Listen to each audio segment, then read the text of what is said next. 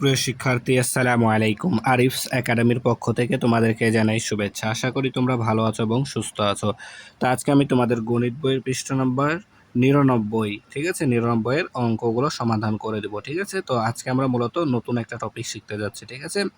মুনাফা আসল নির্ণয়, ঠিক আছে, মুনাফার হার, ঠিক আছে, এগুলো নির্ণয়, ঠিক আছে। তো দেখো, প্রথমে একটা প্রশ্ন আছে, এই প্রশ্নটা সমাধান করলেই আমরা কিন্তু বুঝতে পারবো অঙ্কগুলো, ঠিক আছে। তাহলে প্রথমে প্রশ্নটা পড়ি। দেখো, বলছে আলম সাহেব একটি ব্যাংকে, ঠিক আছে, আলম সাহেব একটি ব্যাংকে 7% বার্ষিক মুনাফায় 7% বার্ষিক মুনাফায় 20,000 টাকা বিনিয়োগ করেন।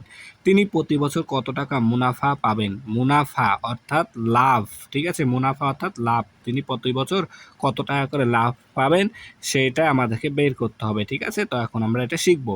তো দেখো, এখানে 7% বার্ষিক মুনাফার হার বলতে কি বোঝায় সেটা আগে আমাদেরকে জানতে হবে, ঠিক আছে।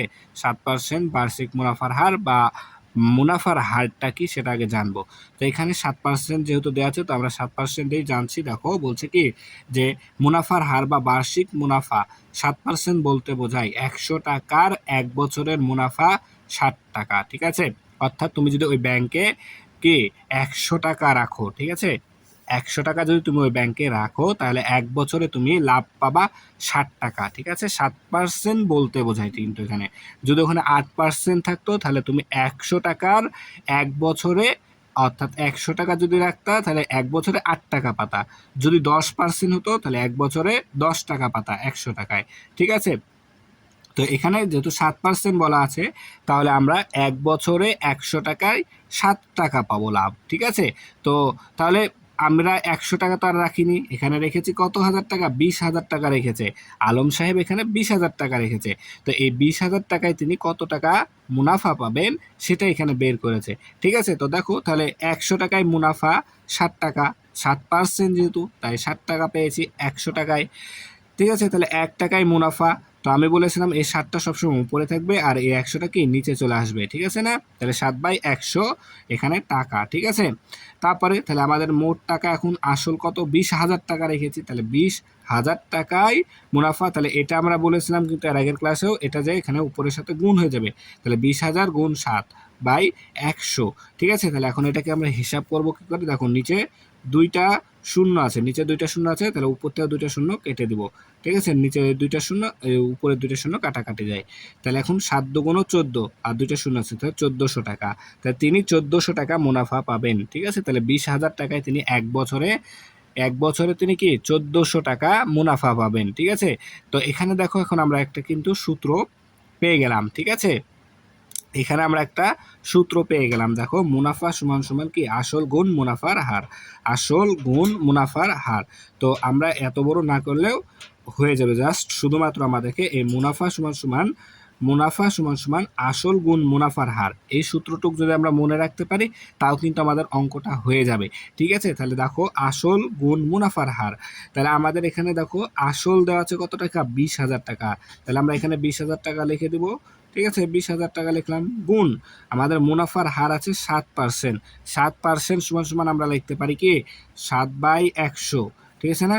7% সমান সমান আমরা লিখতে পারি 7/100, অর্থাৎ এখানে আমরা লিখে দেবো 7/100। তাহলে এই শূন্য দুইটা, এখানে দুইটা শূন্য কেটে যাবে। তাহলে এই যদি 200কে 7 দ্বারা গুণ করি, তাহলে 1400 টাকা চলে আসবে। তাহলে আমরা মুনাফা সমান সমান আসল গুণ মুনাফার হার, এই সূত্রটা যদি আমরা মনে রাখতে পারি, তাহলে খুব ইজিলি অঙ্কগুলো কিন্তু করতে পারবো, ঠিক আছে। একেবারে সহজে করে ফেলতে পারবো, ঠিক আছে। এরপরে দেখো, আচ্ছা, এখানে দেখো আরেকটা কথা, এখানে দেখো বলেছে বিনিয়োগ করেন, তাই না। তো আমরা এই বিনিয়োগকৃত টাকাকেই কিন্তু আসল টাকা বলতে পারবো, ঠিক আছে। বিনিয়োগকৃত টাকাকে আমরা আসল টাকা বলতে পারবো। যে টাকাটা আমরা বিনিয়োগ করছি সেটাই হচ্ছে কি আমাদের আসল টাকা, ঠিক আছে।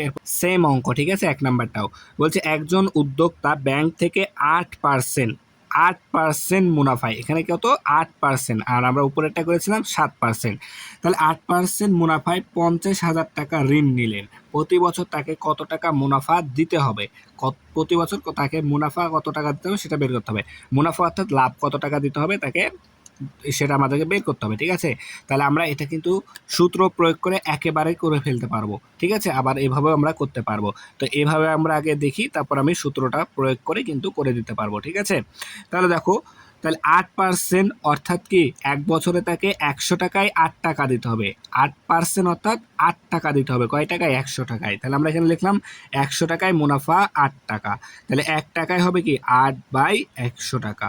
8/100 টাকা। তাহলে আমাদের এখন বিনিয়োগ অর্থাৎ ঋণ নিয়েছেন কত টাকা? 50,000 টাকা। তাহলে আমরা এখানে লিখবো অর্থাৎ 50,000 টাকায়, তাহলে এখানে 50,000 গুণন হচ্ছে কি 8 ভাগ হচ্ছে কত? 100 টাকা। তাহলে এখানে দুইটা শূন্য আছে, দুইটা শূন্য কেটে যাবে, আর এখানকার দুটো শূন্য কেটে যাবে। তাহলে উপরে থাকছে 500 গুণ 8। তাহলে 500কে যদি 8 দ্বারা গুণ করি 5 8 40, 40 আর দুইটা শূন্য এখানে বসে যাবে, অর্থাৎ 4,000 টাকা। তাহলে প্রতি বছর 4,000 টাকা মুনাফা দিতে হবে। প্রতি বছর তাকে কত টাকা? 4,000 টাকা মুনাফা দিতে হবে। এখন দেখো আমরা এটা সূত্রের সাহায্যে কি করে ফেলতে পারবো। তো আমরা এখানে সূত্রটা শিখলাম যে মুনাফা সমান সমান আসল গুণ মুনাফার হার। আসল গুণ মুনাফার হার। তাহলে আমরা এখানে লিখতে পারি যে মুনাফা এখানে লিখে দেবা যে আমরা জানি, ঠিক আছে, এটা আমি দ্বিতীয় নাম্বার পদ্ধতি সূত্রের সাহায্যে কিভাবে করতে পারি। তাহলে আমরা জানি মুনাফা সমান সমান কি আসল গুণন মুনাফার হার। আসল গুণন মুনাফার হার। মুনাফার হার, ঠিক আছে, আসল গুণন মুনাফার হার। তাহলে আমাদের আসল আছে কত টাকা এখানে, অর্থাৎ ঋণ যেটা নিয়েছি সেটা তো আসল টাকা হবে, তাই না? তাহলে 50,000 টাকা আসল নিয়েছি আমরা, 50,000 টাকা। তাহলে গুণ মুনাফার হার 8%, অর্থাৎ 8/100, 8/100, তাই না? তাহলে এখন এখানে দুটো শূন্য আছে, তাহলে এই দুটো শূন্য আর এই দুটো শূন্য কেটে দেবো। তাহলে এখন 50 40, আর এখানে দুটো শূন্য আছে, তাহলে দুটো শূন্য এখানে বসাই দিলাম, তাহলে 4,000 টাকা। ঠিক আছে, এখানে টাকাটা লিখে নেব। ঠিক আছে, তাহলে আমাদের 4,000 টাকা। দেখলা? তাহলে আমরা কি যদি এই সূত্রটা মনে রাখি তাহলে কিন্তু একবারে সহজে চলে আসছে। ঠিক আছে, এই সূত্রটা একটা মনে রাখলে একটা আমাদের কি হবে সুবিধা। দেখো এই সূত্রটা যদি আমরা মনে রাখতে পারি তাহলে মুনাফা বের করতে পারবো 1 নাম্বার, 2 নাম্বার আসলটা বের করতে পারবো। ঠিক আছে, মুনাফা দেওয়া থাকবে, মুনাফার হার দেওয়া থাকলে আসল বের করতে পারবো। আবার মুনাফার হার বের করতে পারবো, যখন মুনাফা এবং আসল দেওয়া থাকবে তখন মুনাফা হারটাও আমরা কিন্তু বের করতে পারবো। তাই এই সূত্রটা কিন্তু খুবই গুরুত্বপূর্ণ। সূত্রটা তোমরা মুখস্থ করে নেবা যে মুনাফা সমান সমান আসল গুণ মুনাফার হার। আসল গুণ মুনাফার হার। ঠিক আছে, তাহলে আজকে এই পর্যন্তই। ভিডিওটি ভালো লাগলে অবশ্যই লাইক কমেন্ট শেয়ার করতে ভুলবেন এবং পরবর্তী ভিডিও সবার আগে পেতে আমাদের চ্যানেলটি সাবস্ক্রাইব করে রাখো। আল্লাহ হাফেজ, আসসালামু আলাইকুম ওয়া রাহমাতুল্লাহ।